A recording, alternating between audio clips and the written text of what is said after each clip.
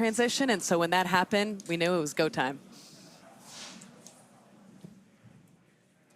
Okay, T-minus 5 minutes, 23 seconds and counting. As we were just mentioning, we're coming up on the announcement to Dragon to configure for terminal count. We'll also be going to internal power on the Dragon spacecraft. So we're going to listen to the call out from the Dragon team and the core as we get through this next milestone in the countdown. Falcon 9 tanks are pressing for strong back retract. Dragon is in configure for terminal count. Great news. The strong back that you heard called out there is the transporter erector, which you can see on your screen just to the right of the vehicle. Now, what's going to happen is the clamp arms are going to open up first, and then the strong back, where the TE is going to begin to retract away from the vehicle, just about 2 degrees. And you could see it's very slow on your screen. The strong back is retracting. Good call out there, but you could see on your screen the clamp arms are beginning to open up. Again, once those are fully open, that makes way for the TE to move away from the vehicle. Yeah, and we heard the call out. We're pressurizing for strong back retract. We increased pressure into the Falcon 9 tanks, essentially stiffening the rocket so that we are then ready to open the arms up, release the load. Falcon 9 right now is standing free, except it's held down by arms at the very bottom of the Falcon 9. But you can see the arms around the second stage, which is just below the Dragon trunk, are opening. And now the strong back itself, the structure alongside the Falcon 9, will move about 2 degrees away from the Falcon 9. And then at liftoff, hydraulic arms will pull it to a position 45 degrees away as the Falcon 9 lifts off from pad 39A. Now, next activity we ought to hear is the strong back retract is complete. We might hear that call out, we might not. And then we're also finishing up liquid oxygen loading on the first and second stages. Yeah, at this point, fuel is loaded on both the first stage and the second stage. As John mentioned, liquid oxygen loading on stage 1 should complete in about 10 seconds or so. And then second stage liquid oxygen loading should complete at T-minus 2 minutes.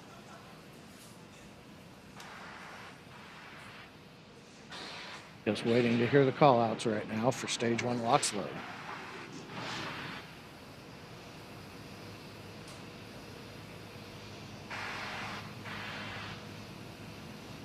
Stage 1 LOX load is complete. All right, we've got a good LOX load on first Dragon is stage. in terminal count and is on internal power. And we've got the confirmation Dragon has gone internal power, coming down from the crew back to the Dragon team here in the Mission Control Center. Next major activity, T-minus 2 minutes. Stage 2 LOX load will complete, and that'll finish loading all propellants on the Falcon 9 first and second stages.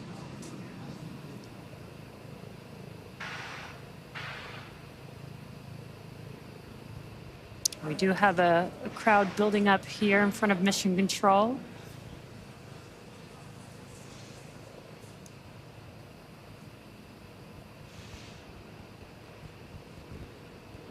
Stage 2 LOX load is complete. All right, Great right on news. time. Yeah. It's getting pretty exciting here as we get just under a couple minutes away from liftoff. Now that propellant loading is complete, that means that Dragon is in auto idle. 1 million pounds of kerosene fuel and liquid oxygen are now loaded on the Falcon 9 vehicle. And we will begin some venting. This will be some venting of the... Ground gas closeouts have started. Expect loud venting. Perfect timing. That venting is going, you may see some white clouds around the vehicle. We are venting out the liquid oxygen line, and that colder air meeting the warmer ambient air in Florida is creating that condensation. And I like to describe that like the condensation building around a cold glass of water. Now we're coming up on a minute where Falcon will go into startup. This is where the internal flight computers will take over. Falcon 9 is in startup. And now the vehicle... Dragon is in countdown. Vehicle is in startup. We're now just waiting for the final call from the launch director.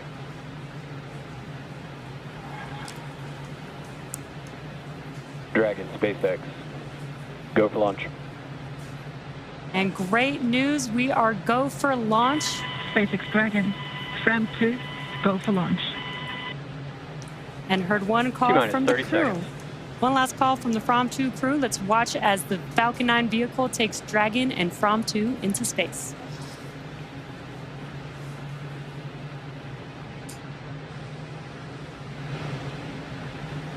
T-minus 15 seconds. 10, 9, 8, 7, 6, 5, 4, 3, 2, 1. Ignition and liftoff.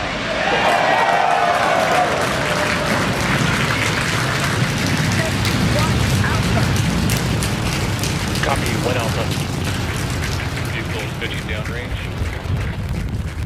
Stage 1 propulsion is nominal.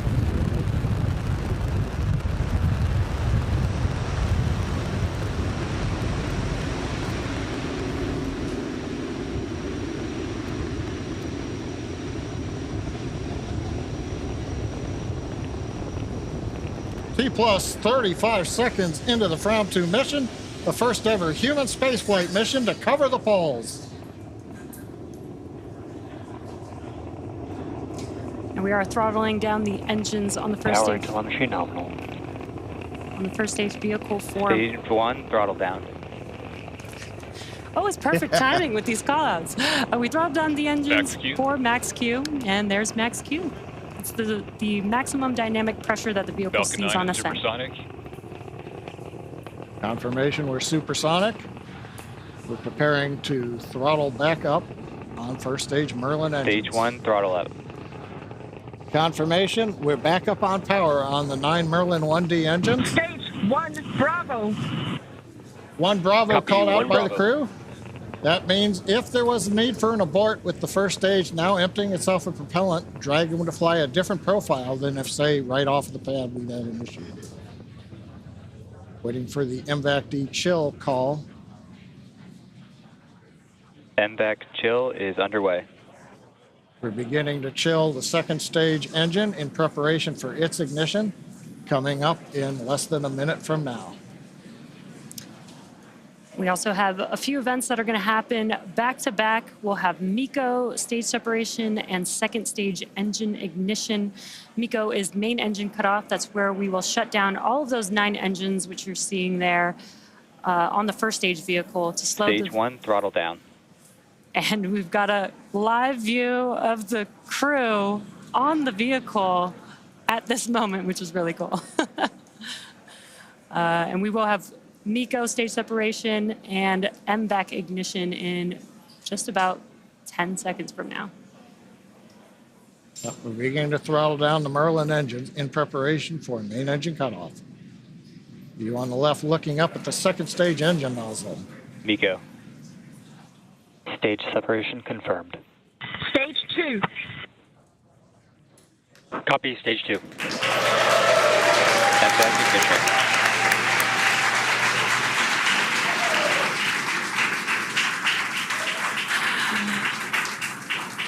And there we just saw MECO stage separation. The MVAC engine has ignited, and we've also started the boost back burn on the first stage, which you can see there on your left-hand screen. Anna and Sarah, those were a lot of dynamic events that just happened right now that the Fram2 crew is experiencing, but you guys also got to experience that. Yes, I remember now we're in stage 2, and I remember that slow buildup of G-forces during this stage. The first stage, the G-forces come on fast, but the second stage, they're a bit slower. And so right now, you're starting to feel it come on faster and faster, and you feel that pressure into your chest. You feel yourself being pressed into your seat, harder to move your hands up. It's an exciting ride, and you see the minutes counting by until the moment that you know you'll be in space. Yeah, you're right, because Dragon, SpaceX, trajectory nominal. good call out from Guidance Navigation Control Officer. Trajectory is nominal for the crew. Dragon, copy. And Commander copies that call out. But yeah, you had a good point. Well, we talked earlier, the second stage engine's over 200,000 pounds of thrust. There's more than 200,000 pounds of propellant, so when it first lights, it's not accelerating very rapidly. But Sarah, what's it like when you get near the end of the burn? We heard Bob and Doug back on Crew Demo 2 call it like driving down a gravelly, bumpy road in high speed. It's definitely more, maybe a little more vibration than first stage because the engine is so much closer to the spacecraft. So you absolutely feel a difference in the sensations you experience when you're riding on the second stage. Cool. I'm sure the Fram2 crew is feeling something similar. They're still inside of Dragon, which is still attached to the second stage, and on your left-hand Dragon screen, SpaceX, trajectory nominal. on the left hand of your screen, you can see a view of the MVAC engine ignited. Nominal. But coming up in a couple of minutes, we'll have the entry burn on the first stage, which is currently making its way back down to Earth. And we did perform a boost back burn on this one. Yeah, we did a one-engine boost back burn. We didn't have, normally when you launch to the east or northeast in a crew mission, you take advantage of the Earth's rotational velocity. But in this case, we're pretty much going straight south, and so you don't get that eastward velocity. So the first stage needed to use a little more propellant to get the crew up into the right position for stage separation. So we can't bring the first stage all the way back to land like we might do on an ISS mission. So instead, we're going to land on the drone ship, but not as far south as we would normally do Dragon if this was SpaceX, trajectory nominal. something like a Starlink mission. Another nominal trajectory, Dragon copy. Nominal. and the crew recites it back. We've got good comms with the crew. But yeah, Jesse, to your point, we are coming up on the second part of the return of the first stage, and that's going to be the entry burn. First stage will start the center engine and then light 2 additional engines.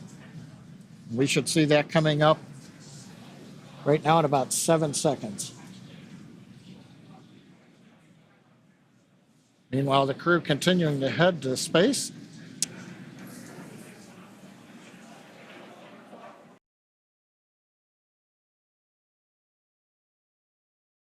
Monitor the altitude as the vehicle kept rising and rising.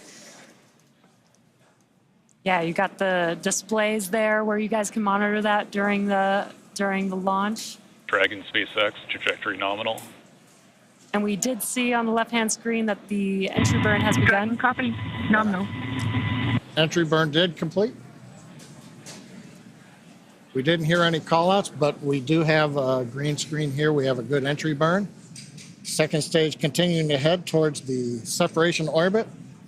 First stage heading to the drone ship. Stage 2 FTS has safed. We are expecting the landing burn on the first stage to occur in about 20 seconds from now. That'll just be a single engine burn on the vehicle. Once again, the M1D engines have about 190,000 pounds of thrust, which is just enough to slow the vehicle down just in time for landing. Panama. Copy, Panama. It's another abort call out on the second stage. You go on the space station, you hear it called Shannon. That tells you where you can reach if there's a problem right now.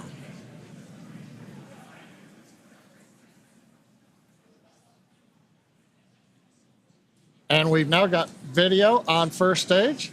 Landing burn has begun. And a view from the drone ship. Legs are deployed. And touchdown after 6 flights.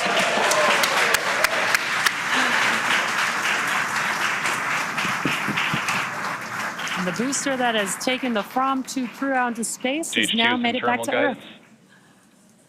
Yeah, Jesse, we just heard the call out. I don't know if you hear it in the capsule on your flight, but we heard the terminal guidance call. We've essentially reached the altitude. Now we're working the angular momentum of the orbit. So we're going to listen in. We're just seconds away from shutdown. And about less than a minute after that, we should have Dragon separation from the second stage.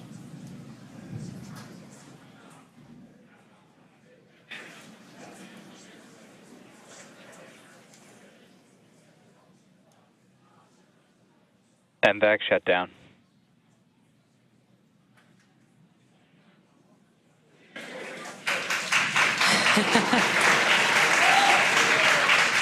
Dragon SpaceX, nominal orbit insertion. And great news there. We heard the call out for nominal orbital Dragon insertion. copy. Nominal. Dragon copies nominal. Launch escape system disarmed. Oh, another good call out. They're in orbit where they want to be. They've disarmed launch escape system. Doesn't need it anymore. We're 191 kilometers up. We've got the view of the crew. Right now, Dragon, or the second stage, is going through a very short period. We're making sure that we're pointed in the right direction. We've got the engine shut down, purging gas, and it's separation.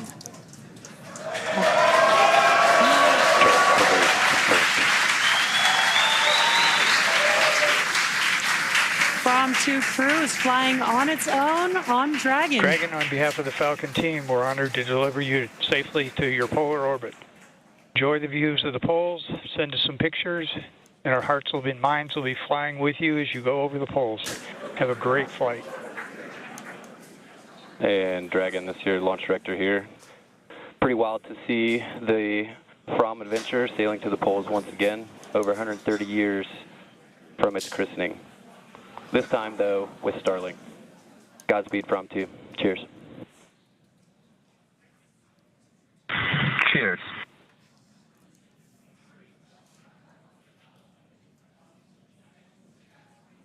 SpaceX team calling up to Dragon.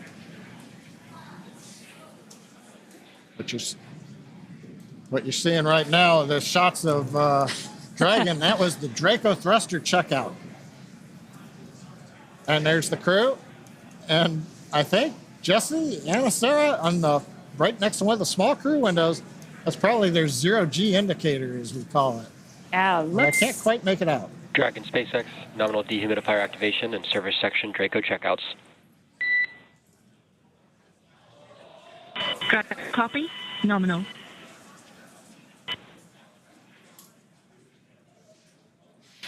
And as we don't have views, what you're seeing there on your screen is mission control here in Hawthorne. Again, the crowd that we had watching the Fram2 crew launch into space. We also saw the zero-G indicator. Hopefully we'll get another live view where we can see what the zero-G indicator was. You guys had a zero-G indicator on your mission, so you know, and I'm probably very connected with the tradition of being able to pick out the zero-G indicator. That was my first task as soon as we arrived on orbit, was to reach down and get the zero-G indicator out, our little dog asteroid. But I think it's honestly one of the coolest moments, the first time you arrive on orbit and suddenly physics has broken and everything is floating in a way that is so different than anything you've seen before. That's so cool to hear that from you, because seeing the zero-G is actually my favorite part of crew launches because of the same reason. Like, oh, it's the first moment you actually see that it's your evidence that they are in microgravity. Absolutely. But I also love the tradition of being able to pick it out and the meaning behind the zero-G for each mission. I've got to ask, the Dragon separation, it comes so quickly after the second stage. But when you got separated from the second stage, was there like a wave of relief, or was it business as normal? I think there was a sense of joy in, recognizing that there were so many important steps that had to happen in order to get us to that point, and recognizing that we had reached that point, but then also knowing that it was time to get to work. We had a lot of objectives ahead of us. It's really the moment the spacecraft comes alive. Like during Draco thruster checkouts, the nose cone opens, you activate your environmental systems.